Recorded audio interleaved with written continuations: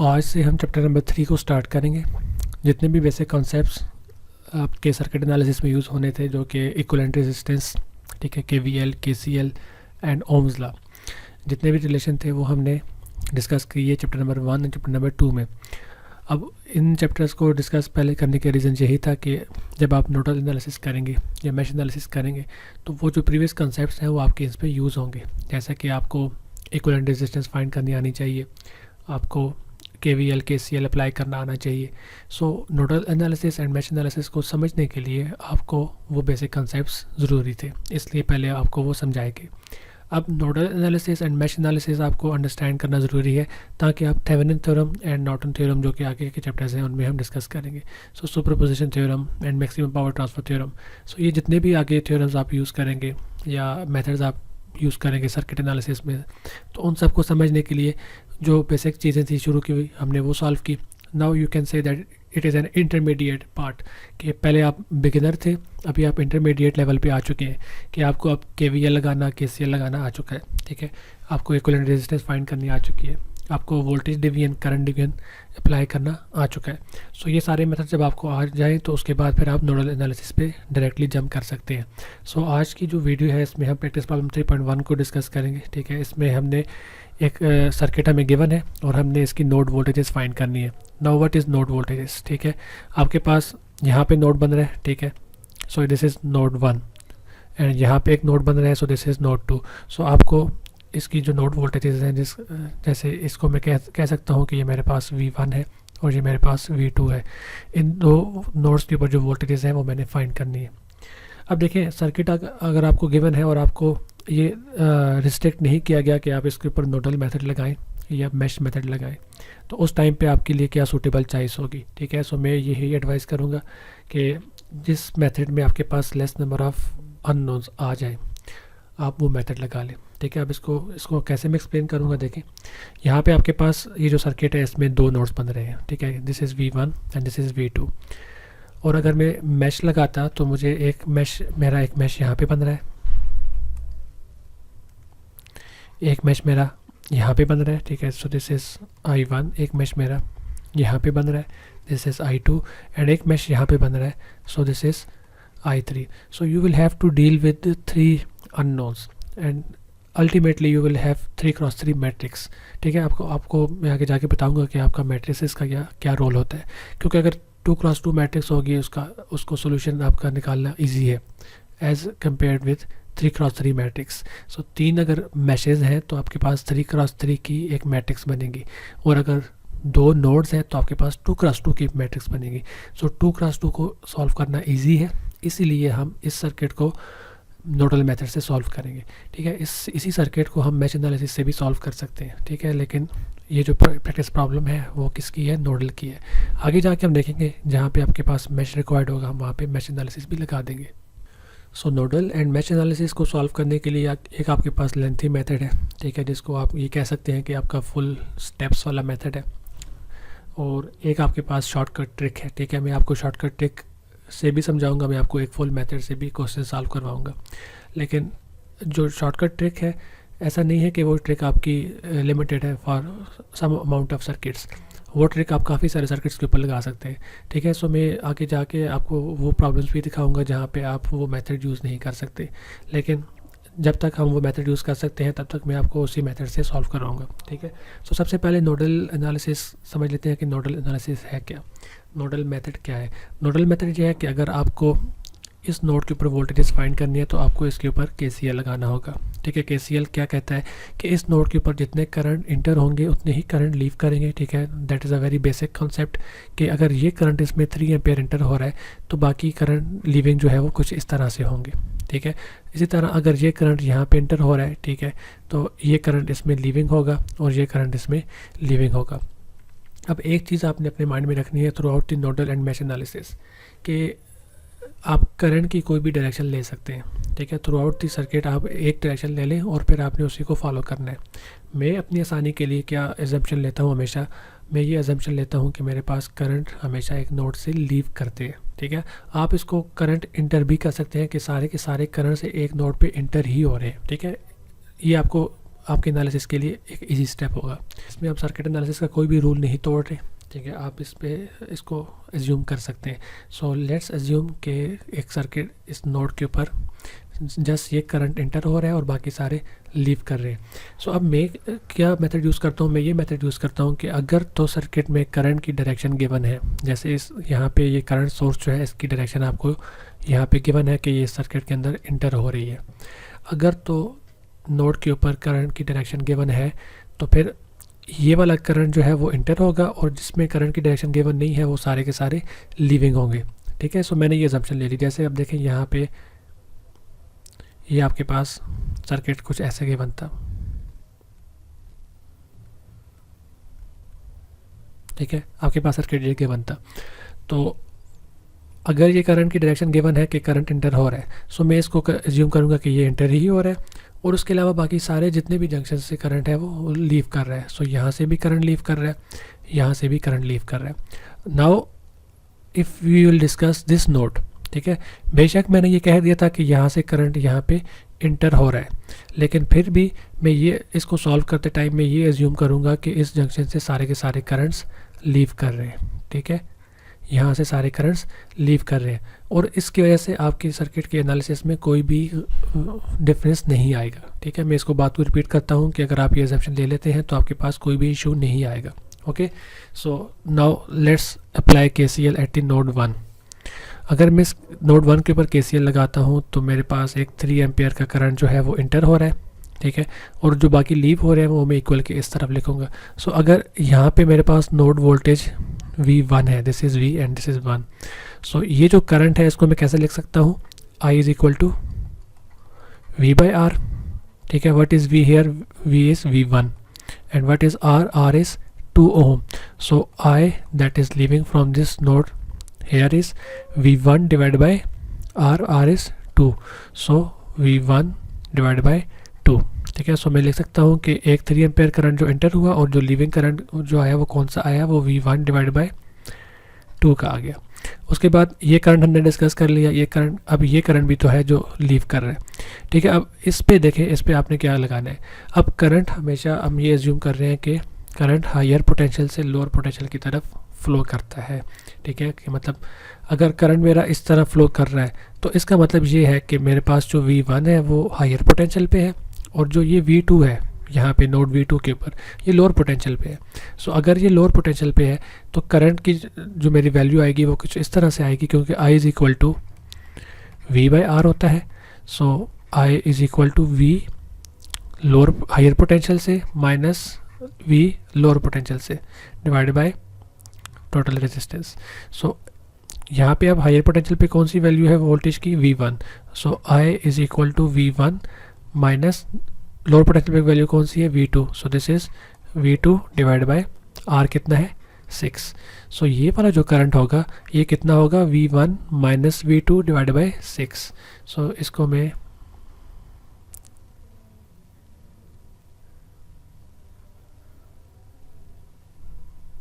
ठीक है यहाँ पे लिख लेता हूँ, plus V1 minus V2 divide by 6। सो हमने क्या किया, हमने इस नोड के ऊपर KCL लगा के ये इक्वेशन डिराइव कर ली। इसको मैं मज़ीद सिंप्लीफाई कर सकता हूँ, कैसे देखें, दिस इज़ 3, या 3 को मैं इस तरफ लिख लेता हूँ, ये मेरा 3 है, ठीक है।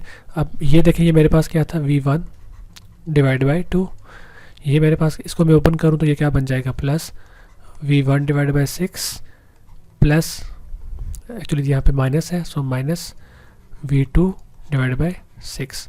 सो दिस इज़ इक्वल टू 3 को यहाँ पे लिख लेता हूँ, ठीक है। सो ये मेरी एक बन गई एक equation for the case of node 1। यहाँ से देखिए V1 में कॉमन ले सकता हूँ, सो मैंने यहाँ से V1 कॉमन ले लिया।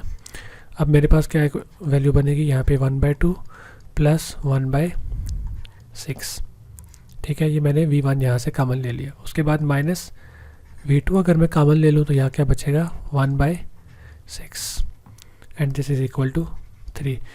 ये मेरी इक्वेशन है for the case of node 1। Now let's apply KCL at the node 2। ये मेरा नोड 2 है, ठीक है। इसकी मैं इक्वेशन किस तरह लिख सकता हूँ, देखिए मैंने ये एज्यूम किया हुआ है कि सारे करंट्स लीव कर रहे हैं। सो इक्वल के एक तरफ मैं लिख लूँगा सिंपल, ठीक है। पहला करंट जो यहाँ से इधर ग्राउंड की तरफ लीव कर रहा है, देखिए ये V2 है हायर पोटेंशियल, यहाँ पे ग्राउंड की जो वोल्टेज है वो 0 है, ठीक है। सो this is 0, so V2 minus this is V reference, ठीक है। रेफरेंस वोल्टेज मैं इसको ले रहा हूँ, सो रेफरेंस वोल्टेज यहाँ पे क्या है 0, सो V2 minus VR which is 0 divided by 7। सो ये अगर 0 है तो इसको लिखने की ज़रूरत ही नहीं। सो मेरी इक्वेशन इस करंट के लिए क्या बनेगी, V2 डिवाइड बाई 7। एक्चुअली ये क्या थी, ये एक्चुअली ऐसी थी, V2 माइनस 0 डिवाइड बाई 7। सो इस 0 को लिखने की ज़रूरत ही नहीं, इसलिए मैं इसको नहीं लिख रहा। सो V2 डिवाइड बाई 7, ये मैंने इस करंट को डिफाइन कर दिया।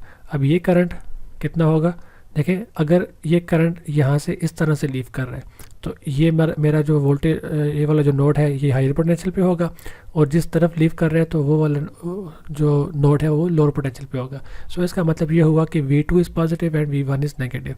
सो current is flowing from V2 to V1। So ये इक्वेशन कैसे होगी, plus V2 minus V1 because V2 is at higher potential now and V1 is at lower potential now. So divided by what is the total resistance? Resistance is 6 ohm. So this is 6. अब हमने ये current भी define कर लिया, ये current भी। अब ये करंट अगर फाइंड करना है तो हमें इसकी ज़रूरत नहीं, क्योंकि ऑलरेडी हमें पता है कि ये कितना करंट है, 12 एम्पेयर का। So plus 12 ampere.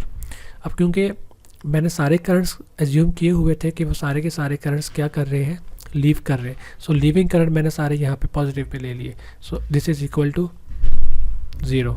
Y 0? Because no current is entering at this junction और this node, and this is my assumption that no current is entering. So current अगर एंटर नहीं हो रहा, सारे करंट लीविंग है, तो वो लीविंग करंट मैंने सारे यहाँ पे डिफाइन कर दिए। ठीक है, लेट्स सिंप्लीफाई दिस।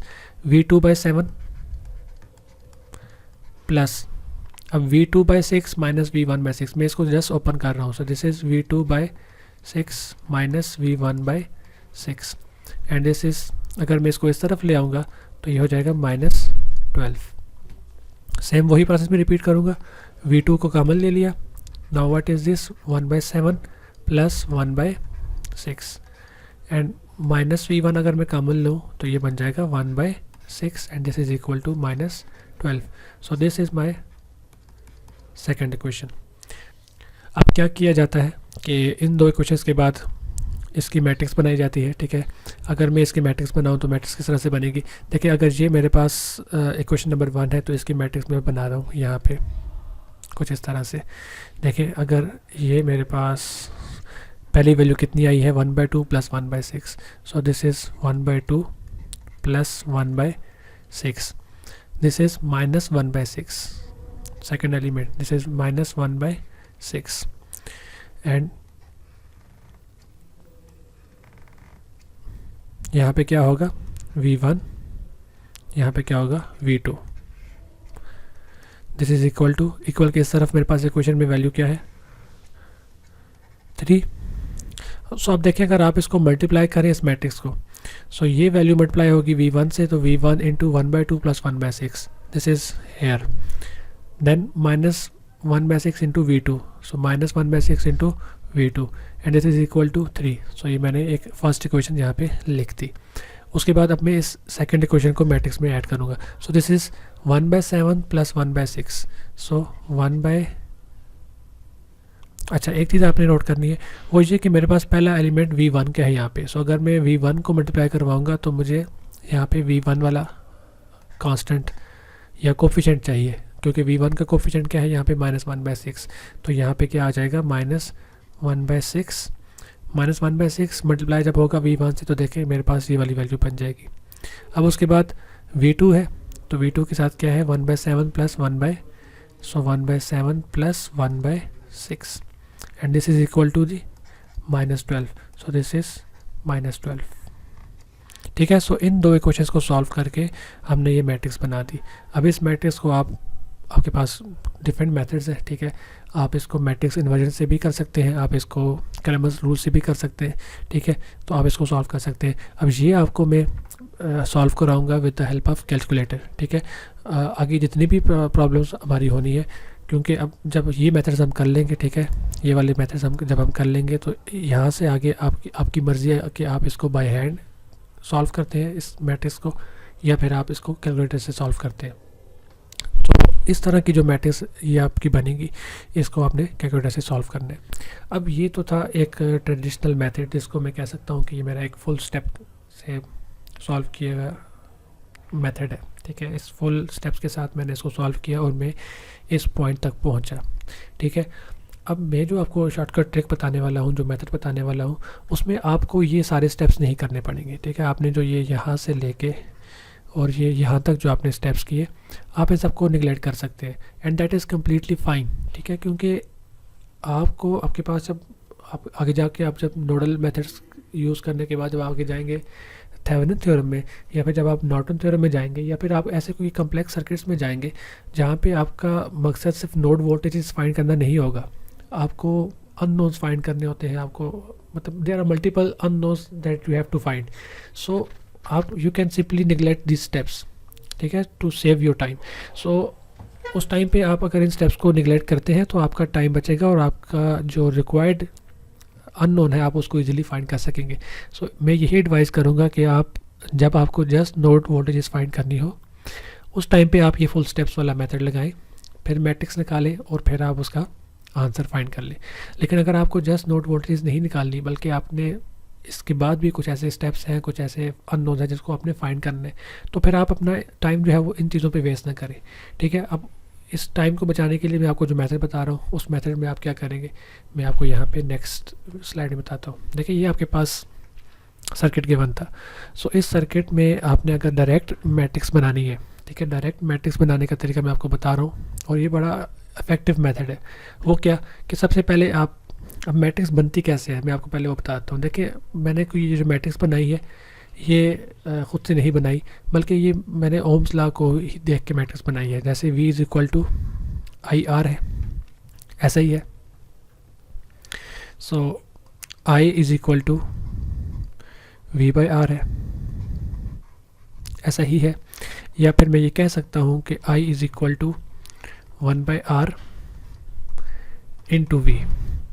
अब देखिए आपके पास यहाँ पे अननोन क्या चीज़ है, यहाँ पे आपके पास V1 अननोन है एंड V2 अननोन है। सो this is your unknown part, ठीक है। और ये जो 1 बाई आर है ये आपने अभी यहाँ पे खुद डिराइव करनी है, ठीक है। और I जो है ये वो मैट्रिक्स है जिसमें आपने करंट्स को इंटर करना है। सो करंट्स आपके पास यहाँ पे नोन है।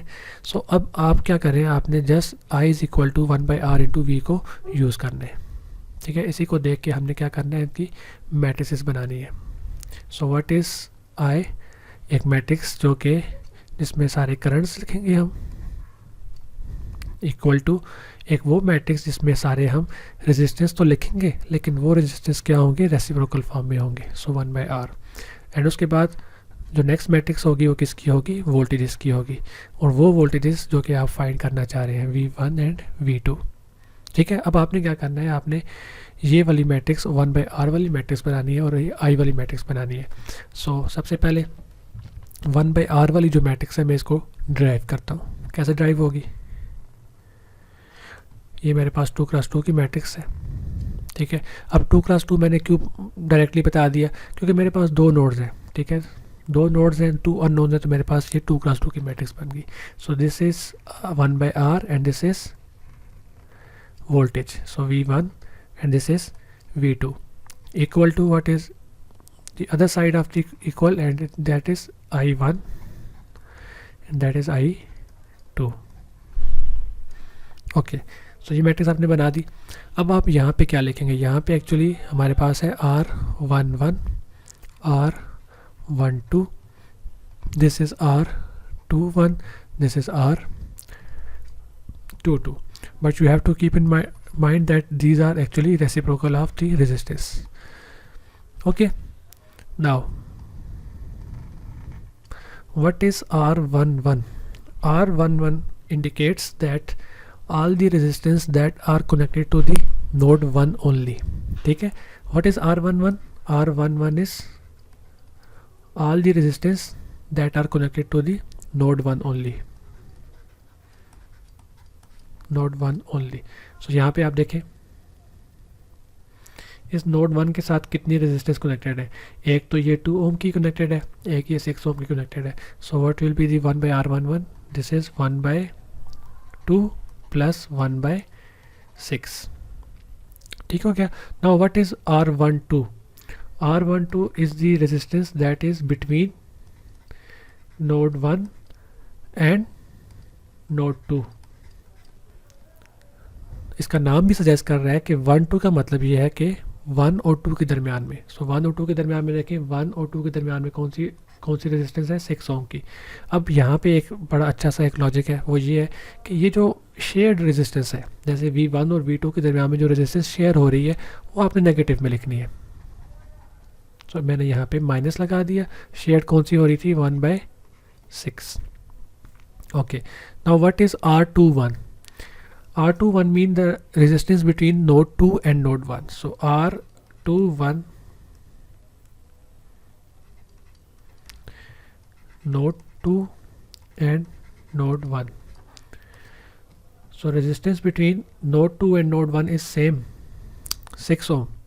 So इसका मतलब ये हुआ कि 1-2 के दरमियान में जो रेजिस्टेंस है वही रेजिस्टेंस तो 2 और 1 के दरमियान में भी होगी. सो आपको इसलिए अगर आपने 1-2 फाइंड कर ली है इन द फर्स्ट स्टेप, आपको 2-1 फाइंड करने की ज़रूरत नहीं है. आप डायरेक्टली यहाँ पे इस पॉइंट पे माइनस लगाएंगे, ठीक है, और 1/6 एग्जैक्टली वही वैल्यू लिख देंगे. ठीक हो गया. So this was R11 resistance that are connected in node 1 only. This was 1-2 means node 1 and node 2 के दरमियान में कौन सी रेजिस्टेंस है. This was 2-1, node 2 and node 1 that was same. And this is R22. R22 means node 2 के ऊपर जितनी total resistance है आपने सारी वो लिख देनी है. सो दिस इज 1/7 प्लस नोड 2 के साथ 6 ओम भी तो कनेक्टेड है, सो 1/6. सो ये आपने बना दी रेजिस्टेंस वाली मैट्रिक्स. ठीक है, मैं एक दफ़ा इसको रिपीट भी करूँगा, ठीक है, अगर आपको अभी समझ नहीं आया. सो यहाँ पे V1 जो कि अननोन है, V2 भी अननोन है. अभी आ जाए इस करंट वाली मैट्रिक्स के ऊपर. अभी देखें 3 एम्पेयर इंटरिंग करंट था, तो मैंने इसको +3 से लिख दिया. दिस इज़ I1 क्योंकि नोड 1 के साथ जो इसमें इंटर हो रहा था. और यहाँ पे नोड 2 के ऊपर I2 जो कि इस लीव हो रहा है, तो इसको मैं -12 से लिख देता हूँ. सो यू कैन सी कि हमने वो जो स्टेप्स थे, ये वाले स्टेप्स, हमने ये सारे के सारे स्टेप्स जो हैं वो निगलेक्ट कर दिए. और आप देख सकते हैं कि 1/2 प्लस 1/6, यहाँ पे भी 1/2 प्लस 1/6 आ गया. ठीक है, उसके बाद सेकंड एलिमेंट है -1/6. सो सेकंड एलिमेंट क्या था, -1/6. फिर उसके बाद थर्ड एलिमेंट भी देखें -1/6 था. और फोर्थ जो था वो 1/7 प्लस 1/6. तो यहाँ अब हमारे पास क्या आया, 1/7 प्लस 1/6. और करंट्स की जो मैट्रिक्स थी वो क्या थी, 3 - 12. ठीक है, सो दिस इज़ 3 एंड -12. सो हमने क्या किया, हमने ये सारे स्टेप्स जो है वो निगलेक्ट करके हमने डायरेक्टली ये मैट्रिक्स बना दी. ठीक है, अब मैं इसको आपको बता देता हूँ. ठीक है, कि आपने ये मैट्रिक्स देखिए, अगर आप इसकी थोड़ी सी प्रैक्टिस करेंगे तो आपको ये मतलब, क्योंकि अभी तो मैं आपको एक्सप्लेन कर रहा था तो इसलिए मुझे टाइम लगा. ठीक है, आपको एक एक स्टेप एक्सप्लेन करने के लिए मुझे टाइम लगा.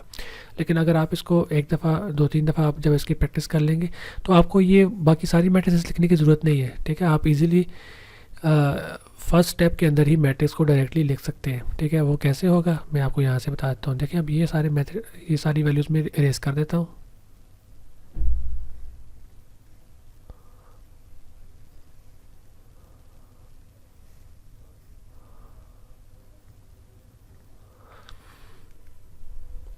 ओके, सो अब देखें मैं मैट्रिक्स बनाऊंगा. पहले मेरे पास कौन सी मैट्रिक्स होगी, फर्स्ट एलिमेंट मीन्स नोड 1 के साथ कितनी रेजिस्टेंस कनेक्टेड है, दिस इज़ 1/2 1/6.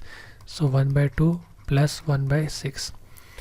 उसके बाद यहाँ पे नोड 2 है, नोड 2 के साथ कौन कौन सी कनेक्टेड है, 1/7 एंड 1/6. So 1/7 plus 1/6. ये जो शेयर हो रही है आपस में, इसको मैं नेगेटिव के साथ लिखूंगा. सो शेयर कौन सी हो रही है, 1/6. सो 1/6 यहाँ पे भी होगी और -1/6 यहाँ पे भी होगी. ठीक है, सो ये मैट्रिक्स मेरी इधर से बन गई. यहाँ पे मेरे पास V1 है, यहाँ पे मेरे पास V2 है. इंटरिंग करंट यहाँ पे मैं पॉजिटिव लूँगा तो 3, और यहाँ पे लीविंग करंट जो है वो माइनस में ले लूँगा. सो ये मेरे पास मैट्रिक्स बन गई. So you can see that आप इस मैट्रिक्स को बनाने के लिए आपका 1 मिनट भी नहीं लगता. अगर आपको आपकी प्रैक्टिस हो तो। प्रैक्टिस जो है ना आपको इस सर्किट में आपको बहुत ज़्यादा काम आने वाली है। सर्किट्स में आप जितनी ज़्यादा प्रैक्टिस करेंगे उतना आपके लिए काम आसान होगा। ठीक है, सो ये मैंने मैट्रिक्स बना दी। अब इस मैट्रिक्स को सॉल्व करना है। ठीक है, अब उसके लिए मैं आपको बताता हूँ आपने कि कैलकुलेटर की हेल्प से आपने किस तरह से इसको सॉल्व करना है ताकि आपके पास V1 एंड V2 आ जाए। सो V1 एंड V2 हमने फाइंड करने। सो मैं अभी कैलकुलेटर को ओपन कर लेता हूँ।